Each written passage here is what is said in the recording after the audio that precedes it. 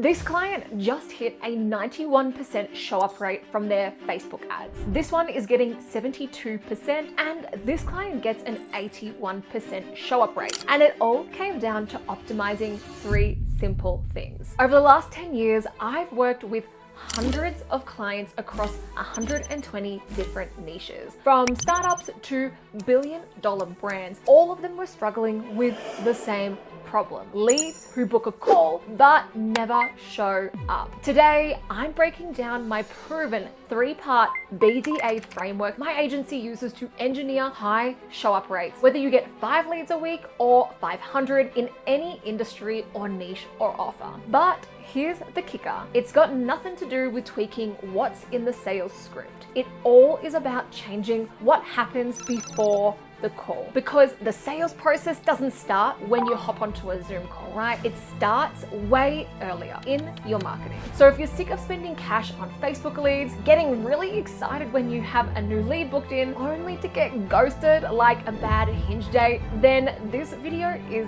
for you. I'm going to show you exactly how it works and how you can start applying it today to stop losing leads in your business. Let's get started.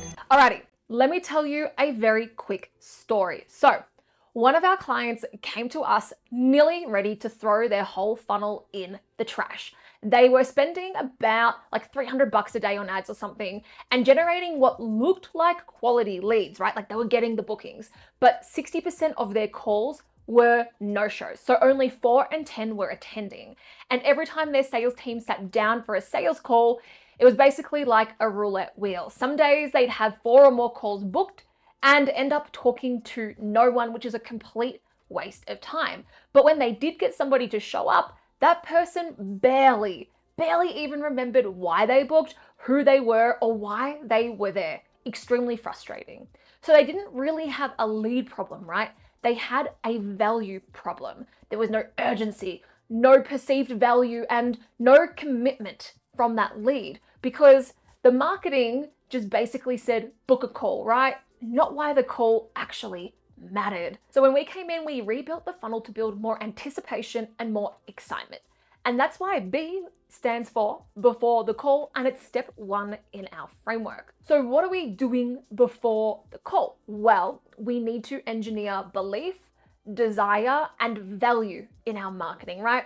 And this all starts with dog whistle messaging in the ad, calling out your market so only the right prospects click. So we're not bringing in the wrong clicks and the wrong leads who don't have the right intention in the first place. All right, once we get the click, then we're going to send that click to a high converting landing page that acts like your digital appointment setter or your digital salesperson. And we give that digital appointment setter an irresistible lead generation offer, something that creates a hell yes moment instead of like a meh, I'm lazing on the couch, maybe, sure, I'll book in. A hell yes. And then we want to make sure your landing page isn't there just to look pretty. It's there to make somebody think, holy shit, I need to talk to this person, and build that anticipation and excitement. And that happens through really tight authority building. It happens through empathy building, like empathy-driven language, proof, and a really clear offer. What's in it for me? What I see a lot of people get wrong is they might have a really clear sales offer, what we sell you,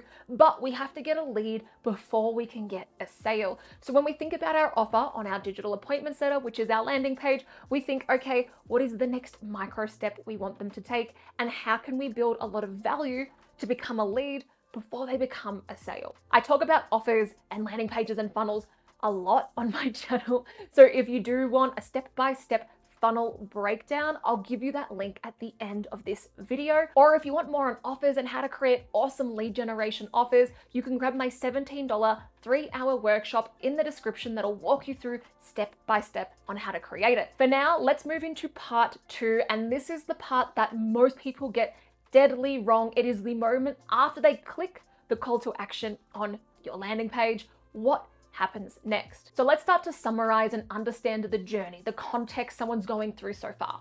The lead has read your ad. They liked what they saw.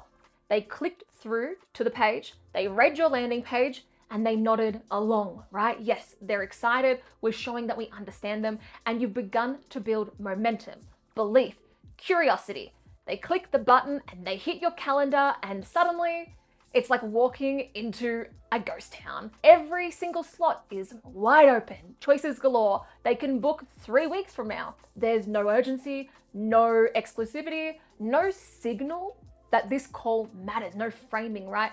We call this the anti-close moment, where you might have had a really hot lead and it quietly cools down and backs out without you ever knowing. So another one of our clients, they were booking a ton of calls, which is half the challenge, right? Booking the calls. But all of them were like 10 days out. People were choosing like 1 or 2 weeks in advance. So they weren't showing up. When we reviewed the funnel, we realized this calendar page, this booking system, it was killing the commitment. So what we did is we tightened their availability. We rewrote the calendar headline so it would resell the value of the session, get people excited again and remembering why they clicked through, and added a subtle no-show policy, aka if you don't show up, you can't come on another call. So then their show-up rate went from about 35 to 40% to 91% in less than a month. Now, why did this happen? It's because we made the call feel earned, not easy. Not easy. We put value on the call. So here's what you can start to implement.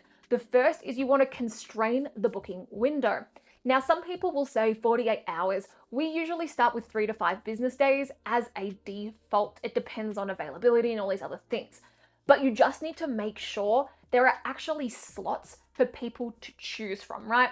We had another client in the B2C medical space who had a really low lead to booking rates. We weren't even getting the bookings. You got to know which part of the funnel to look at. When we looked at the sales calendar, they only had a few spots open during working hours, aka not when people who work want to come and meet you.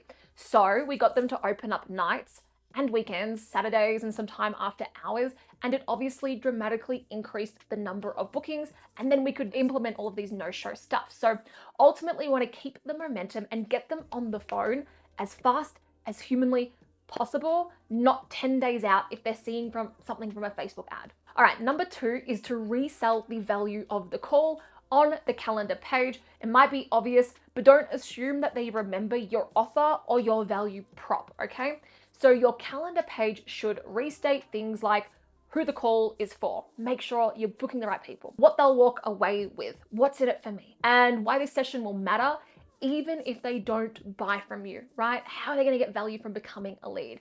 You can even add something like, due to high demand, we only hold time for serious applicants.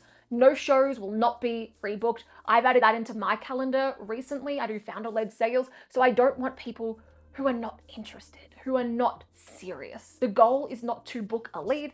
The goal is to book a highly qualified lead who will turn into a buyer. I am not personally interested in flooding my calendar with hundreds of calls a week. I can just do really good marketing and then book really good calls. Okay, and the next is to pre-frame buy-in through your form questions. So before they even reach the calendar page, we can run them through, let's say, 5 to 7 friction building questions. Friction's not a bad thing. We want serious people. You can ask them things like, what made you want to book this call today? What else have you tried? Where are you stuck right now? How much money have you spent to solve this problem? It depends what industry you're in. Even questions like, what would success look like for you in the next 3 months, right? What we want to do is get them to be more committed to these calls. Now, these qualitative questions, these aren't just for filtering, and you should have filtering questions to disqualify people. These sorts of questions are for internal selling. What these questions do is they create buy-in. They make people commit. They shift the mindset from, yeah, I'm just checking it out, to I'm showing up to fix this. And that's the mindset that we want them to have. But most importantly, make sure you use questions to disqualify people, as I was just saying before. So if you want a video on how to create really good forms, let me know in the comments. It can be a bit dry, but if you want to know it, I'll create it. Basically, all of this turns your calendar page from a boring scheduling tool into what we would call a pre-close mechanism. Now that we've done step 1, the before, step 2, the during, now we can move into part 3, the after. Most marketers, well, they treat the calendar booking kind of like the end of the funnel. Like, yep, my work here is done. Good luck, sales. But spoiler alert, it's not the end, right? It's really just the start of what I call that pre-close sequence. This is the window where your sales momentum, well, it will either compound or it will collapse. That's it. This is where we're going to keep the momentum to get them to show up. When you choreograph every little touch point in your funnel to reinforce things like belief and urgency and status, then you won't get ghosted because you've tapped in to the human mind, to the thing that they care about, aka, so what, who cares, what's in it for me? And instead you start to get buyers who show up, who are ready. And this is where sales and marketing really need to stop acting like divorced parents who never talk to each other and start acting more like a team, because you want to think of them as one system, not two different departments, which is how a lot of companies operate. They're one whole system. So there are 3 marketing touch points that you can set up in your after stage. And there are some more, but let's start with these. The first is the thank you page. And this is where you can congratulate and future pace them, where you can get them to watch a video on the next steps, get them hyped, and make sure that they add the goal to their calendar. Plus, you get them digesting a bunch of testimonials, because what's that going to do? It's going to reaffirm that they're excited about this, and it's going to get them to actually want to show up. But it's also going to start obliterating some false beliefs and objections before the sales call. Next is your pre-swayed email and SMS automation. These are the emails that go out after they have booked, but before they attend the call. And it's not just lame confirmation sequence, right? It's really about priming them and getting them excited. So what you might do is you might have an automatic email that goes out straight away. Hey, you're confirmed. Click here to add it to your calendar, and reply to this email to let us know that you're coming. Why? Because we want their inbox, like their mail server, to talk to our mail server, and we want them to get the rest of our emails. So I will often ask them to reply or do something in that first email, maybe the second email. Then it depends how far out they can book, right? Let's say that they can book within a 3 window. Some people have like 18 touch points and that works for them in some funnels. We don't usually go that crazy. We'll usually have maybe 3 to 7 touch points, and it can depend how much education the market needs. It can depend on B2C versus B2B. It can depend on how much information the sales team gives us in terms of what do leads need to know before they come to the call.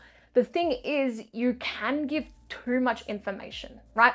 Too much information overload, because in our funnel, each touch point has a purpose. And so if we're trying to do too much heavy lifting in the selling, in that pre-swayed flow, it's probably going to turn them off, or it's going to make them start creating more objections, or it might start making them doubt the call or something, right? We don't want to do that. Get them watching like case studies and testimonials and get them hopeful for the dream outcome that you're going to give them, and let the sales call do the heavy lifting that needs to happen, the diagnosis and prescribing. And just remember, it's one system. Now, another tactic. For some clients, we implement an auto call connect plus a whisper call with go high level. What this means is as soon as we get the lead come in, so Amanda has filled in the form, then straight away we set the tech up so that a call goes straight to admin, setters, closers, whatever.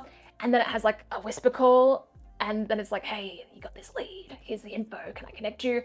And then they get connected. For one client, as soon as we implemented this and we coached them on some other stuff in their sales strategy, the first week it got them a 100% show up rate. I don't expect that to stick. Nobody come for me in the comments about how that's unrealistic. It's just bloody bananas. But it worked in that first week, and we anticipate that they'll start to hit around 85% once we start to scale this and have a lot more leads coming through. Okay, so that's how marketing can carry their weight in the after stage. Next, we have the sales. What I suggest and what I have seen working with all of the clients that I work in my own company or in any masterminds I'm in, there's a couple of things we can do here. First, I'll say that a lot of people are itching to automate all of this and not have their sales team really do anything. There's still this element of human connection that if you just put that little bit of extra effort in, you're no longer that sales bro commission breath who's trying to close them, but you can really start to form a relationship with them. So one of them is to call to confirm. Now this depends on how busy your closers are, but maybe if it's like low lead volume, high quality whale clients and it's about relationships, that's what I would do. And I would call them very quickly, right? Delay is the death of the sale, speed to lead, all these things. And you can call them to confirm and say, hey, I saw that you just booked in. I'm excited to chat with you. These are the things that I'm going to be prepping. Is there anything else? You could also try on that call, hey, I just had somebody like cancel, maybe don't say cancel, but I've just had a spot free up. Would you like to take that spot now, right? Because we want to catch them when that momentum is coming. Now, some sales teams do not have the bandwidth to do those calls. The closers are busy, and I wouldn't necessarily suggest that setters are trying to close calls, but setters can always call to confirm. So alternatively, another thing that you can do and that I've done in my process is maybe you could do like a 10, 20-second selfie video. For me, if I was gonna do this to a lead, I'd be like, hey Amanda, I'm just checking out your website. I'm really excited for our call. Just click that, just reply to this message and say, yes, I'm coming, so that I know that I can confirm your spot. Additionally, you can have setters or your closers messaging. The trick here is to not have it on the Povo Android green and to have it on the iPhone blue message. I learned this in one of my masterminds. The data's there, it's like proven. For whatever reason, the green messages, obviously if you're on Android, you're used to it, but if it's green on iPhone, it looks spammy and scammy. If it's an iPhone message, it looks like an actual human being. The other thing that we do is to make sure that they confirm. So they have to confirm, right? If you don't hear from somebody, personally for my calendar, if me or my EA don't hear from you, we cancel the meeting. Everybody's got time for that. Either you're serious or you're not. And if you don't confirm, you don't get a spot. And if you don't show up without a very good excuse, I'm not rebooking you, right? But that's different. It's founder-led sales, and then there's a spectrum, right? There's founder-led sales, and then we work with companies with like dozens of sales team members. And so we got to remember with lead generation, there's quality and there's quantity. It's not mutually exclusive, but you have to understand what is the business goal and then how do we balance our lead nurture and our acquisition system to suit the business's goals. Alrighty team, that is it. That is my BDA system. Let me know in the comments if you're struggling with anything in your lead generation or if you have any other questions. But if you want to see the lead system we build for clients so that you can deploy it and help you to get a predictable and consistent and scalable flow of qualified leads who want to talk to you, watch this next video where I'm going to show you how this funnel got 198 qualified leads in 92 days in just 5 steps. See you in the next video.